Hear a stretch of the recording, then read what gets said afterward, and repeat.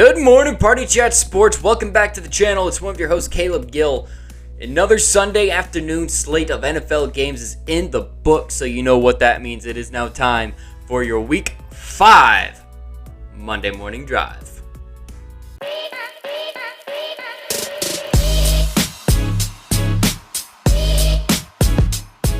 We're going to kick off your Monday Morning Drive with another trip across the pond. It's going to be 3 straight weeks of this. We had Dublin game last week. We've got back-to-back London games, consecutive weeks. So let's start with this week's London game, and that was the Vikings and the Browns.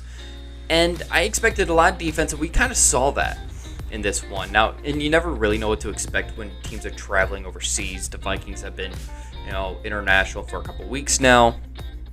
I thought Dylan Gabriel looked okay. He looked like a rookie. I'm not going to be calling for Shedeur Sanders anytime soon. But ultimately, Carson Wentz and the Vikings got it done. They won 21-17. And, it came down to the Vikings being able to put it together there in the final minute. They scored Jordan Addison with a nice catch with 25 seconds remaining. And even with that, there was like a brief moment of, can Dylan Gabriel get this done in 25 seconds? Ultimately, they didn't. There was some weird time management stuff there at the end. Ultimately, though, Vikings get the win. And even though Dylan Gabriel looked fine, he had 19 for 33, 190 yards, 2 touchdowns, no interceptions, which is big, especially against the Brian Flores defense. He kind of took what Flores was giving him and did what he could. He found both tight ends, Harold Fannin Jr. and David Njoku, for touchdowns. Judkins had a good game, I thought. He's starting to come along. The rookie running back out of Ohio State, 23 carries, 110 yards for him.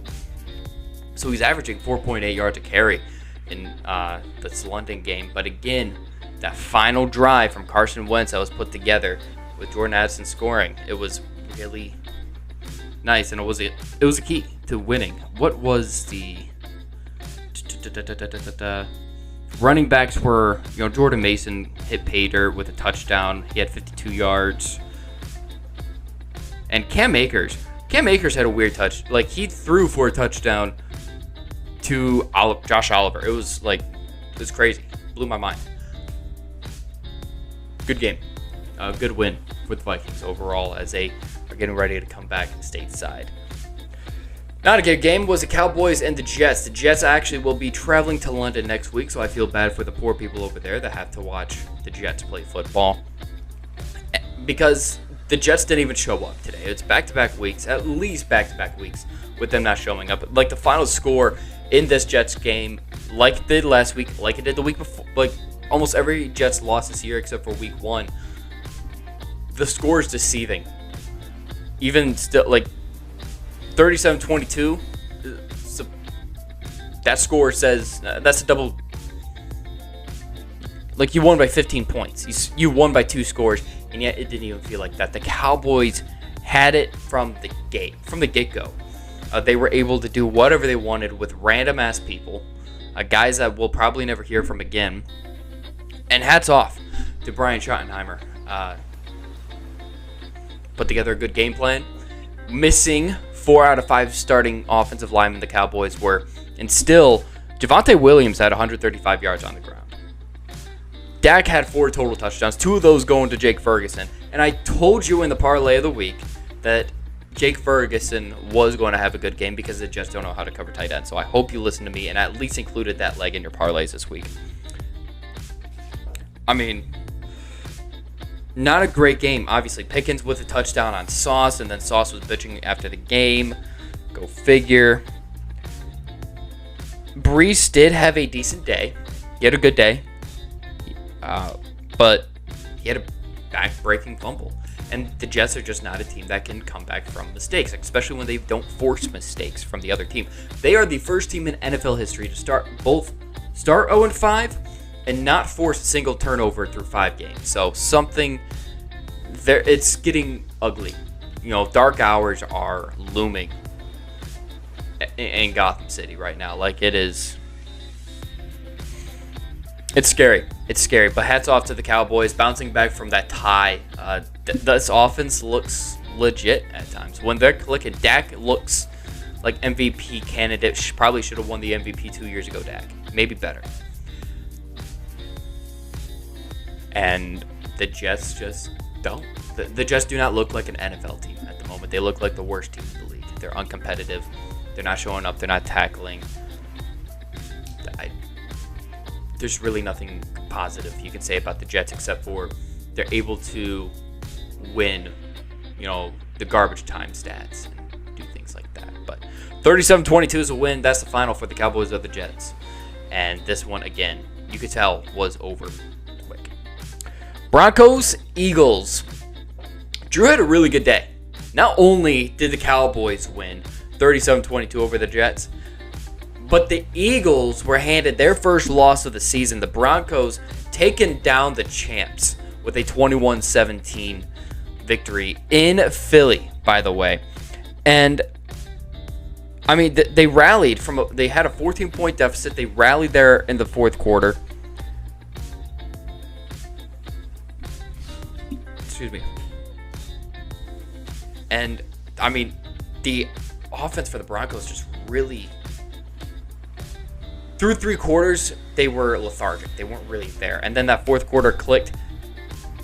Boom. They started, 14-point deficit there.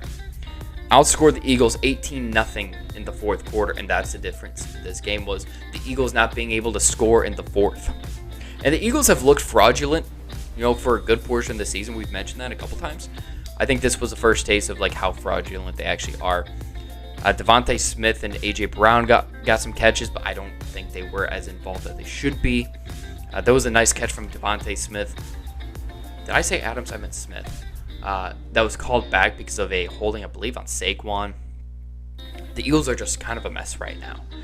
And Bo Nix, another good day for him. He had his career-high 326 yards passing last week, and this week he followed up with 242.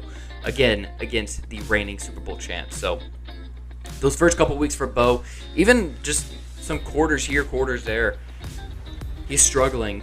He's kind of hitting that sophomore slump. But still, 326 yards last week, 242 this week. You start adding those together, and that confidence, you slumped for a little bit, but now we're starting to peak right back up. So that's kind of what you want to see from Bo. And again, good win for the Broncos, taking down the champs, and they're no longer undefeated. Is there an undefeated team? The Bills. The Bills are the lone undefeated team, I believe, right? Yeah. Only one undefeated team remains, and I don't think that bodes well for their Super Bowl odds. I think usually the team that is the last undefeated team historically hasn't won the Super Bowl, or there's something like that. I'll have to dig deeper into that, and honestly, it's probably going to pop up on Twitter here in the next day or so, but we'll see. We'll see what happens with their game. I mean, who knows? By the time you guys hear this, maybe the Patriots upset the Bills. But Broncos did get the upset, 21-17 in Philly. Texans, Ravens. Oh boy. Ravens are a total mess. Shit show is probably the nicest thing to call them at the moment. 44-10 in Baltimore. Embarrassing. Cooper Rush had 3 interceptions in this game. The Ravens just were never there. It was granted, they have a lot of guys out. Almost their entire defense feels like they're out. Not only is Lamar hurt, but so was Kyle Hamilton, Juan Smith, Marlon Humphrey. They had another guy go down today. This Ravens defense is in shambles. And the offense isn't helping at all. Cooper Rush, again, 3 interceptions. Derrick Henry only had 33 yards on the ground. And the Texans took full advantage. CJ Stroud had 4 touchdowns. I think he was 23 of 27. I don't have those numbers in front of me, but I know it was only 4 incomplete passes for Stroud. He had a really good day. And the Texans just kind of did whatever they wanted to against the Ravens. So, 1-4 for a team that had Super Bowl aspirations. You were down 24-3 at half. And this game was over pretty quick. And their season is probably about over. Like, I don't know how you come back from this. Historically, I don't know if it's been done. So, that's why it was really important for them to beat the Chiefs. They are. I don't know. Like, are they about to rebuild? There's a lot of question marks on the Ravens. And honestly, Ravens fans, I'd love to hear your opinion. I'd love to hear what's next. What's the expectation the rest of this year? And what's going to happen the following years? Is this John Harbaugh's last stand in Baltimore as well? And there's a lot of coaches that I think are, if they weren't on the hot seat, they are now. Or if their seats weren't scorching, they are now. One of those being the Giants and Brian Daboll. Brian Daboll had a nice win. It was a nice moment for him to be able to beat the Chargers last week. Jackson Dart's first start. And even this week against the Saints, it started off strong. I saw a graphic earlier. It was their first couple drives. It was touchdown, punt, fumble. And then Jackson Dart threw 2 interceptions on top of that. It was 5 total turnovers the Saints forced on the Giants. And that's what allowed the Saints to win 26-14. One of those turnovers was an 86-yard scoop and score for Jordan Howden.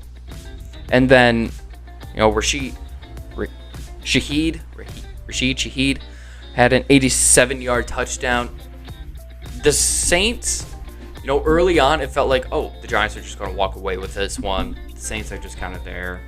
They're just like a team that you dress and then you have to play against. They're just kind of a team that gets paid. But they got the first win of the Kellen Moore era. The first time that a quarterback drafted by the Saints has won a game since 1998 in Spencer Rattler. So I guess congrats to Rattler for getting his first win. And yeah, this was... The Giants started strong, but again, those 5 turnovers proved large. And now you're looking, is Brian Daboll even going to make it to Thursday Night Football? Because I'm pretty sure it's this week. I'm really confident that it's this week. Yep. At home against the Eagles. The Eagles, who just suffered their first loss, are going to come to MetLife and be pissed. So is Brian Daboll going to have the chance to play spoiler, or is he going to be gone beforehand?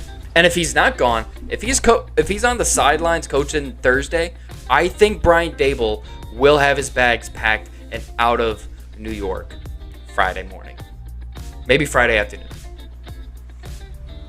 I do not think he is long for the job. And then the question is raised, who's going to take over for him? It's a messy situation there in New York, and they should have let him go this past offseason. But this is a hand you chose to play. You chose to play this hand. You're the Giants. And now it's the consequences of your own actions. So, again, congrats to the Saints. Get first win of the season for them, 26-14 over the Giants, and a lot of question marks there for New York. Colts stomped, ragdolled. A lot of blowouts this week, actually. A lot of lopsided victories. Colts 40-6 against the Raiders in Indianapolis. And it was a little closer early. It felt like the Raiders might have a chance. The turning point for me was, I believe this was Geno's first interception because he had 2. I believe his first one was when the defensive line batted it. They got their hands up, batted it. And honestly, it looked like Geno threw it right into the D lineman's arms. Went up in the air. And when a football's up in the air forever, it's inevitable it's going to be picked off. And it was in the red zone. And from there, it's all right, well, this game's over. Jonathan Taylor had 3 touchdowns, I believe. Yeah, 3 touchdowns. Daniel Jones, 20-29. 212 yards, 2 tutties, no picks. Daniel Jones looks like an NFL starting quarterback. And that defense, It was a very complimentary football for the Colts. 2 interceptions, a blocked punt, and turnover on downs. All those resulted in touchdowns. So complimentary football isn't just like, oh, well, your offense is scoring and defense is getting stops. It's what are you doing to complement each other? When the defense gets a stop, are you scoring off that stop? That's part of complementary football. And a lot of it's like the play styles and like, are you both aggressive on offense and on defense? But like this, the defense forced mistakes and the offense capitalized on it. That's beautiful. That is stunning. It's really great to see. And the Raiders are a mess. Absolute mess.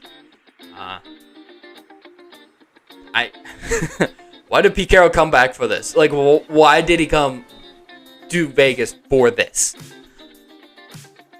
Does he come back next year? If I'm Pete Carroll, it's like, screw this. I enjoy my 1 year in Vegas. I'll take that contract money. You know, I'll continue making a couple bucks. If you want to move me up into the front office, go, so be it. But like, I know he was hired as a culture setter. Like, he was supposed to come in and establish a new culture. This is awful. This is freaking terrible. So if I'm Pete, peace. 40-6 for the Colts over the Raiders. Panthers, 27-24 win over the Dolphins. And the Dolphins were up 17-0 in this game. And it felt like this was going to be another blowout this week. Like, Dolphins were just going to run away with it. Darren Waller had scored. It just felt like another one of those games where the Panthers were just there. Then wouldn't you know it, I think Leggett, it was a touchdown to Leggett that really sparked things in the second quarter. And from there, like, Rico Dowdle, 206 yards on the ground, 23 carries, 1 tutty for him, 206 yards for Rico Dowdle. And Bryce threw the go-ahead touchdown with just under 2 minutes left. I mean, if you're this is another coach that doesn't feel like he's got a lot of time left in his current job. Mike McDaniel, you were up 17-0. What happened? You fell apart. Your defense gave up 200 yards to a running back. That doesn't happen hardly ever in today's game. Ever. And the thing that blew my mind the most, which I understood, but also, come on. Tua gets sacked on 3rd down in Panther territory. Okay? You're trailing 27-24. The Panthers just scored the go-ahead touchdown. You're trailing by 3. And yeah, it was going to be a long 4th down. But there was only 1:10 left on the clock. And you had all 3 timeouts. I get it. Wouldn't have been better to use those 3 timeouts if you don't convert 4th down, which they probably wouldn't have with how long it was. But they might have because they have Jalen Waddle. Play to give up the field goal. So then you're only down 6. And then you can, you're probably going to lose. You'll probably get the kickoff with about 45 seconds or so if you play things right. And you're just giving up the field goal. You get a 3-and-out field goal, go. Or 3 straight stops. Wouldn't have been better, instead of punting it. Especially when your defense has struggled. At least in that instance, your defense, there's less room to work. So that could maybe you play a little bit more aggressive because I don't know. Maybe I'm wrong. But I thought that was odd to punt with 1:10 left. But Panthers actually remain unbeaten at home. I did not realize that. They are unbeaten at home after this 27-24 win over Miami. And Mike McDaniel, your seat is on fire. What'd I tell you? in the parlay of the week was going to be the best game. Buccaneers Seahawks. It absolutely was the best game of the week, especially if you love offensive firepower, if you love fireworks, explosive offenses, if you like that stuff. Was this the game for you? And it's crazy because it was only 13-7 at half. The Buccaneers were up 13-7 at half. And then that second half started, and both teams went off. Absolutely bonkers. Baker, 29-33, 379 yards and 2 tutties. And both Ohio State boys, not just scoring, but having good days. Start drafting. If you haven't in previous years, if you didn't this year, moving forward, start drafting Ohio State receivers. They're bound to get you points. Emeka Ibuka with 7 catches, 163 yards and a touchdown. Jackson Smith-Njigba with 8 catches, 132 yards and a touchdown.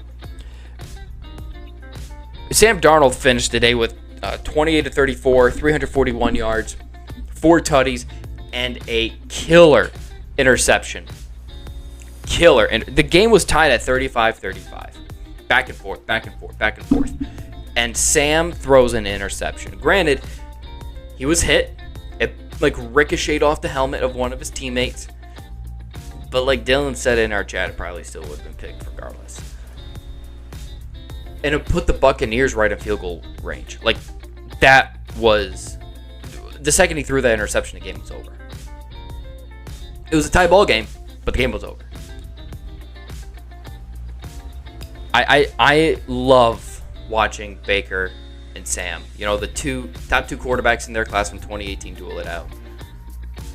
I love watching the Ohio State receivers.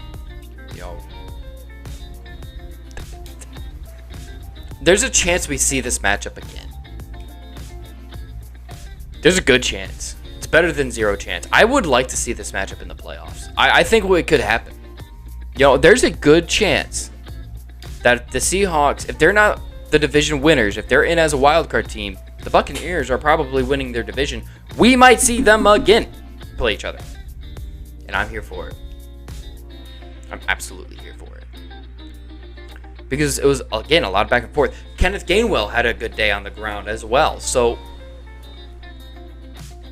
if you love offense, and I know both these head coaches don't because they're defensive coordinator backgrounds, but if you like offense, go back and rewatch the highlights from this game. It was chef's kiss. Lions-Bengals, the score appears close, kind of like the Cowboys-Jets, where the score appears closer than it really was. That's because the Bengals scored 3 touchdowns there in the fourth quarter, and the Lions didn't really... They kept them close. 37-24 was the final. Amon-Ra had 8 catches for 100 yards. Sam Laporte had 5 catches, 92 yards, and a tutty. Goff, 3 total touchdowns, 258 yards passing. Browning, man, he looked awful. 3 interceptions. He did score 3. He did throw for 3 touchdowns, including 1 to Jamar. But 3 interceptions, killer. The one, I don't. It was a moon ball, and I don't know who he was throwing it to. It looked like he was throwing it to a Lion. Ultimately, the Lions do get the win, 37-24 in Cincinnati, as we need to wrap up this Monday morning drive. Commanders, Chargers. Chargers scored 10 points there in the first quarter, and then they just couldn't do anything the rest of the way. It's like they make a mistake. I don't know if it was a ball that went off Quentin Johnston's hands, or there was a mistake that the Chargers made. And from there, game over. They do not have the ability to come back from their own mistakes. That's what it feels like the last 2 weeks. The Commanders, they saw that 10-0 deficit they were in, and they're like, all right, bet. And outscored the Chargers the rest of the way, putting up 27 unanswered points. Bill, or Jacory Krosky Merritt, not a bad day on the ground, had 111 yards, 2 tutties, did put the ball on the ground, and I thought that was a turning point there for the Chargers. Ultimately, didn't matter. Man, this is a team that I was really excited for, the first couple weeks. Man, these Chargers might be legit. Now, it might just be same old Chargers. But then who's going to take the division? Is it going to be the Chiefs coming back? Are the Chargers going to be able to hold on? Or is it the Broncos? It's not going to be the Raiders. The Broncos are starting to creep up as a dark. I know the Chargers have already beat everybody in their division once, but the Broncos slowly might be a little bit of a dark horse there to win the AFC West. I'm not going to put my money on them yet, but the Chargers do not. These last 2 weeks, since they've stopped playing AFC West teams, they've not looked good. And then the Cardinals were up 21-6 at home against the Titans. And I don't know what happened, but Cam Ward led the comeback and won 22-21. First win for Cam Ward in his career. They put up 16 unanswered points there in the fourth quarter. And I think the turning point for them was when Amari DiMarcado dropped the ball on the goal line. Why do players, drop the ball before you cross the goal line? Why? Are you trying to gain aura? Do you think you're aura farming by doing that? It blows my mind. It is brain dead and ridiculous that players are still dropping the ball before they score. Have we not learned? Blows my mind. And it cost the Cardinals. That was a touchdown that they did not score because he dropped the ball. I don't care if you spike it. I don't care if you throw it into the stands. I prefer you hand it to the ref. If you want to celebrate, I don't care. Just do not drop it before you score. Make sure you are in the colored end zone. Make sure you're fully in before you put the ball on the ground or do something with it. Keep that high and tight, man. And it cost the Cardinals. Good day for Marv, who had 4 catches, 98 yards. He had a really good catch in traffic as well. It feels like he's starting to click a little bit more now. Like last week really helped his confidence. And that's what we've been saying with Marv. It was all confidence. It's all in the head. And it feels like his confidence is back. And then Cam Ward, statistically not the greatest day. 21-39, 265, no touchdowns, and an interception. But he did lead the game-winning drive. And Calvin Ridley, he was able to find Ridley for 5 catches, 131 yards. So, Cam Ward looks legit. They just need help. They need better coaching. They need better weapons. A quick rundown here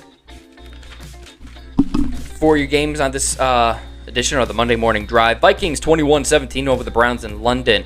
Cowboys head to MetLife and win 37-22 against the Jets. Broncos hand the reigning champs, their first loss, 21-17 over the Eagles. Texans bulldoze through the Ravens, 44-10. Giants fall to the Saints in New Orleans, 26-14. Colts, 40-6 over the Raiders. And a no-show there. Panthers mount the comeback and get the 27-24 win over the Dolphins and remain unbeaten at home. Buccaneers get the game-winning field goal, 38-35 against the Seahawks in Seattle. Lions hold off the Bengals. That's really not even, they didn't really hold them off, but they get the 37-24 win against the Bengals. Commanders, 27-10 win over the Chargers. Titans come back and win Cam Ward's first game as an NFL starter, 22-21 over the Cardinals. And that, my friends, is your Week 5 Monday Morning Drive. Thanks for tuning in. We'll be back this week with, probably this week, I'd imagine Wednesday night we'll share it, the Week 6 review or preview. I don't know what else will get up on the feed for you this week, I'm not going to lie. Because, again, Cam is getting married this weekend. So, comment congratulations to Cam. It's going to be a fun time. It's going to be an exciting wedding. I'm looking forward to it. But we'll see what that brings in terms of content or lack thereof. Make sure you subscribe to the channel. Check us out anywhere and everywhere. All at Party Chat Sports. And until next time.